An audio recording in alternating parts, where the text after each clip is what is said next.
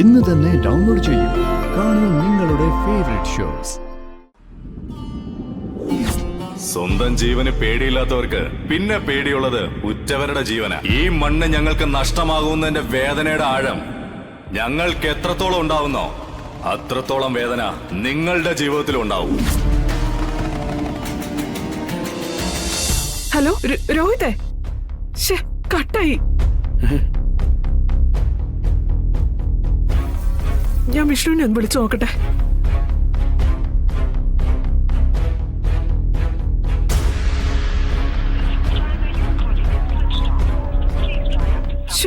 അവന്റെ phone off ആണല്ലോ.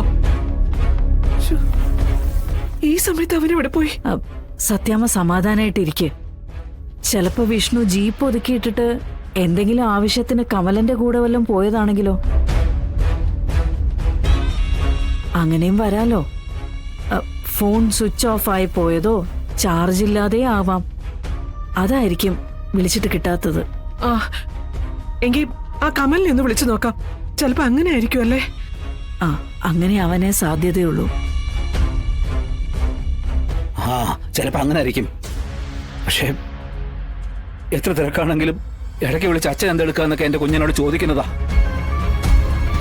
ഇത് ഇതുവരെ ഇവിടെ നിന്ന് ഇറങ്ങിയിട്ട് അവൻ എന്നെ വിളിച്ചിട്ട് പോലുമില്ല. റിങ് ചെയ്യുന്നുണ്ട്, അവൻ എടുക്കുന്നില്ല.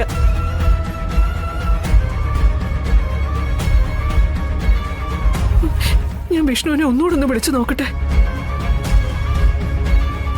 എന്നാലും എന്റെ മോനത് എന്ത് പറ്റി? Phone switch ഓഫാ. സത്യമ്മ വിഷമിക്കാതെ, എന്തെങ്കിലുമൊക്കെ തിരക്കിപ്പെട്ടിട്ടുണ്ടാവും. എന്നാലും അവൻ, ഞാൻ ഒന്നുകൂടെ വിളിക്കട്ടെ.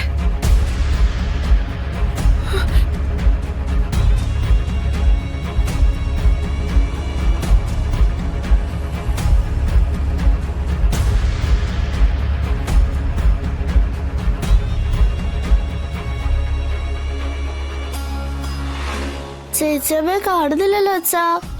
ഇപ്പൊ വരും മോളെ.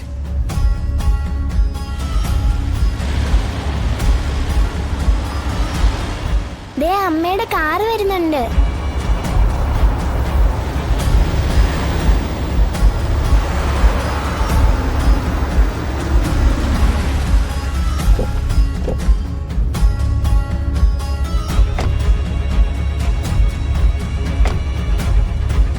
എന്താ രോഹിത്, എന്താ ഉണ്ടായത്? അറിയില്ല. ഞങ്ങള് സ്കൂളിൽ നിന്ന് വരുമ്പോ സത്യമോള പറഞ്ഞത് അച്ഛന്റെ ജീപ്പ് കിടക്കുന്നു.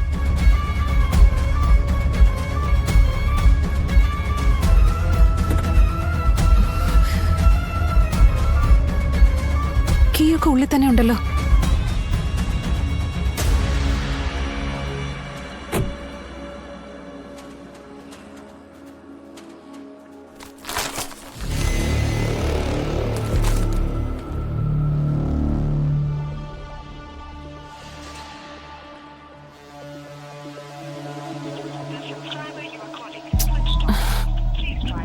സ്വിച്ച് ഓഫാ. ജീപ്പ് ഇട്ടിട്ട് വിഷ്ണുട്ടൻ എങ്ങോട്ടും പോവാറില്ല. ഇതിലെന്തോ കുഴപ്പമുണ്ട്.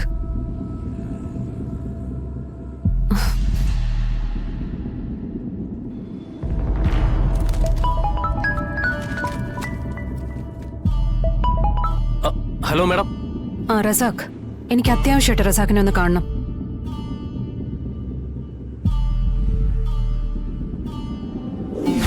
സ്വന്തം ജീവന് പേടിയില്ലാത്തവർക്ക് പിന്നെ പേടിയുള്ളത് ഉറ്റവരുടെ ജീവന. ഈ മണ്ണ് ഞങ്ങൾക്ക് നഷ്ടമാകുന്നതിന്റെ വേദനയുടെ ആഴം ഞങ്ങൾക്ക് എത്രത്തോളം ഉണ്ടാവുന്നോ അത്രത്തോളം വേദന നിങ്ങളുടെ ജീവിതത്തിൽ ഉണ്ടാവും.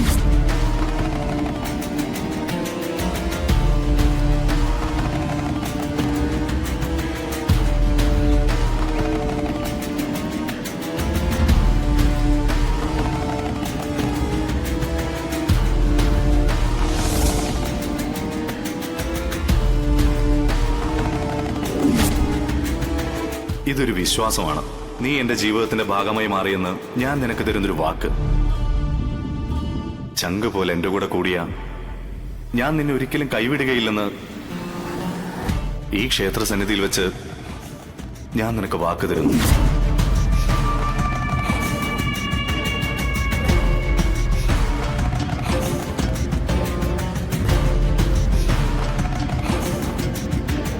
നിക്ക്.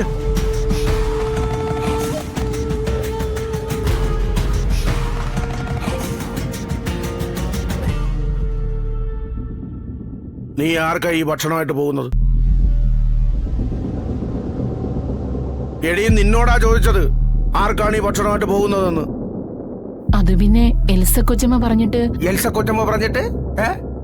ഡേസി കുഞ്ഞിന്. ഡെയ്സി കുഞ്ഞിന്?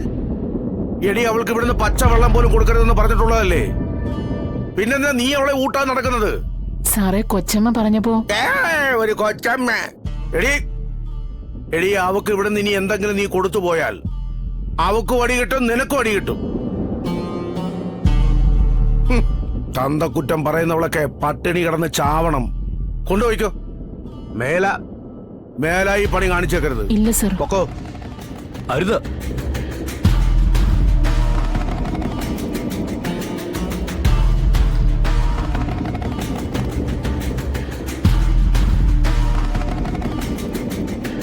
ഭക്ഷണം നിഷേധിക്കുന്നത് കൊടിയ പാപമാ. കാരണം ഇത് ദൈവത്തിന്റെ വരദാനമാ. അതുകൊണ്ട് ഇത് തടസ്സപ്പെടുത്താൻ പാടില്ല.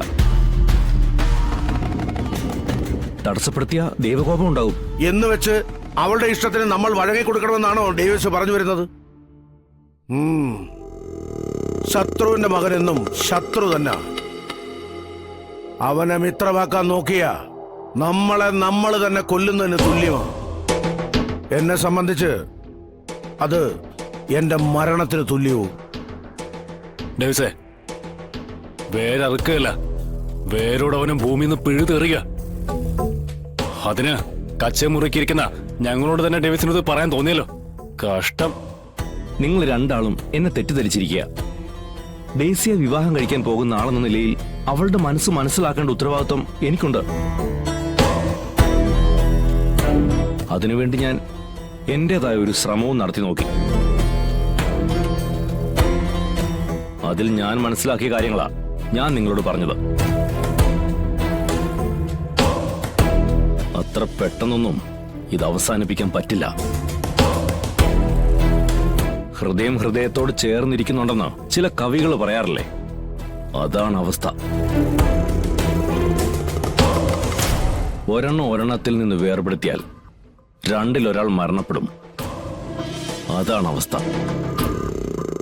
സ്വന്തം സഹോദരനെ വഞ്ചിച്ച യാക്കോബിന് പിന്നീട് വീണ്ടും പലതവണ വഞ്ചിക്കപ്പെടേണ്ടി വന്നു. കേട്ടിട്ടില്ലേ, വിതയ്ക്കുന്നതേ കൊയ്യൂ എന്ന്? യേശുവിനെ ചുംബനം വഴി ഒറ്റിക്കൊടുത്ത യൂദാസ് ബൈബിളിലെ ഏറ്റവും വലിയ ചതിയുടെ പ്രതീകമാണ്.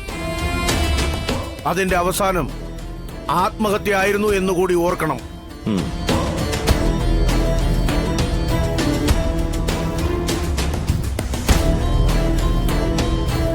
നമ്മളെ ചതിച്ചും വഞ്ചിച്ചും അവള് പോയാൽ അത് അവളുടെ സർവനാശത്തിനായിരിക്കും.